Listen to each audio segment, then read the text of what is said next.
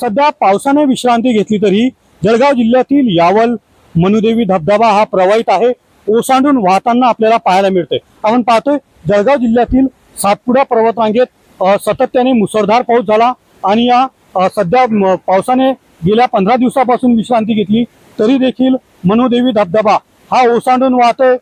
मनमोहक दृश्य या ठिकाणी हे TV9च्या माध्यमातून आपण प्रेक्षकांना दाखवण्याचा प्रयत्न करतो। निसर्गरम्य वातावरण या ठिकाणी या पर्यटन स्थळाचं आहे। राज्यभरातील खानदेश असो, मध्य प्रदेश असो, विदर्भ असो या ठिकाणी मोठ्या प्रमाणात पर्यटक वर्ग येत असतात।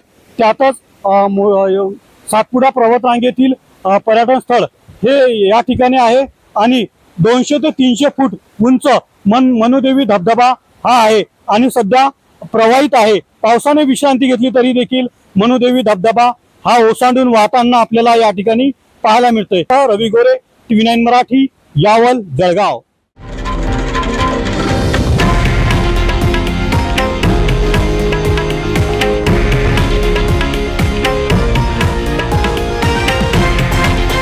हे आहे देशातील नंबर 1 न्यूज नेटवर्क आणि आपण पाहत आहात TV9 मराठी, एकमेव।